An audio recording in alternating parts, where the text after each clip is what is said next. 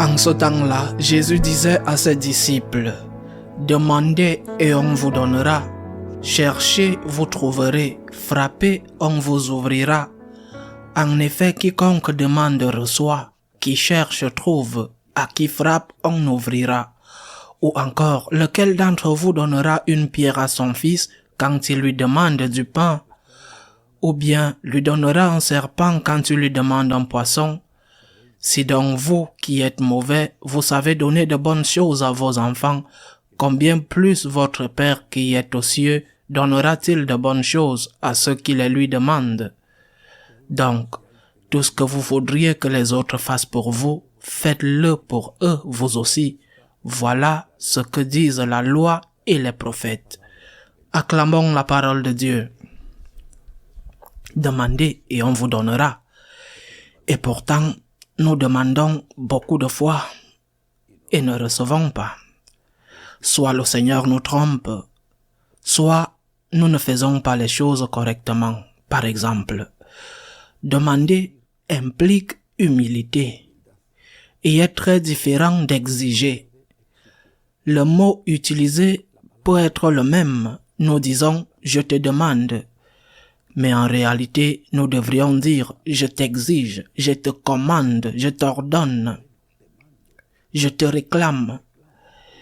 Et bien souvent, peut-être sans nous en rendre compte, au lieu de demander, nous exigeons, nous réclamons, nous ordonnons et même nous faisons du chantage. Si tu ne me donnes pas ceci, je te punirai en m'éloignant de toi, je te punirai avec une crise de foi, je te punirai. Dieu ne peut accepter des exigences ou du chantage. Le Seigneur nous enseigne à demander avec humilité, parce que c'est la seule façon de demander avec humilité. Seigneur, je sais que je n'ai pas le droit à ce que je te demande, mais je t'en supplie, aide-moi. Je sais que je ne le mérite pas, mais je viens à toi en ayant confiance en ta bonté. Seigneur, aide-moi s'il te plaît. La différence entre demander et exiger, c'est que celui qui demande, justement parce qu'il demande, c'est-à-dire parce qu'il est humble, si on ne lui donne pas, il ne le comprend évidemment pas, mais il l'accepte. Il ne revendiquait pas un droit. Il demandait une faveur. En revanche, celui qui exige, même s'il l'a exprimé sous forme de demande, celui qui exige considère qu'il a droit. Et si on ne lui donne pas, il se met en colère et agit en conséquence parce qu'il considère que celui qui ne lui a pas donné est coupable. Non seulement coupable de ne pas l'avoir aidé, mais coupable parce qu'il avait le devoir de l'avoir fait et ne l'a pas fait. Alors demandez et on vous donnera avec humilité. Et c'est ainsi que nous pouvons comprendre ce que Jésus dit à la fin de ce passage de l'Évangile. Ce que vous voulez que les autres fassent pour vous, faites-le pour eux. Comment réagissons-nous lorsque quelqu'un nous exige quelque chose? Comment réagirions-nous face à une connaissance, à un ami et même à un enfant s'il venait non pas demander de l'aide, mais exiger notre aide? Comment réagirions-nous? J'exige que tu me prêtes ta voiture. Eh bien, tu me le demandes ou me l'exiges. J'exige que tu me fasses un prêt. J'exige que tu restes à la maison pour t'occuper des enfants parce que je sors faire la fête. Et ainsi de suite. Comment réagirions-nous?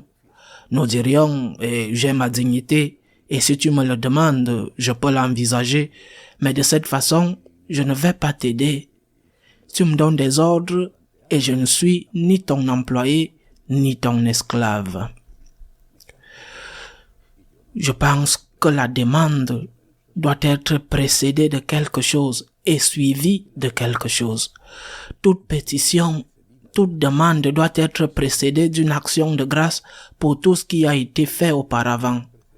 C'est ce que nous, franciscains de Marie, faisons dans notre méthode de prière. Seigneur, je te remercie, je te remercie. Et nous devons nous rappeler les choses pour lesquelles nous devons rendre grâce. Comment pouvons-nous demander sans avoir rendu grâce? pour ce qui nous a été donné. Seigneur, je te remercie. Et puis, en toute humilité, je te demande.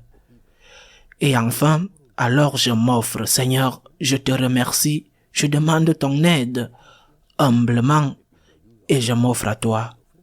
Je te le demande. Maintenant, Seigneur, compte sur moi. Je m'offre à toi en toute gratitude. Je m'offre à toi. Donc, pour bien demander, humilité.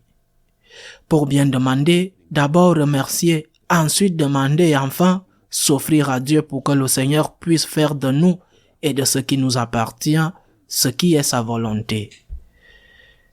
Ainsi soit-il.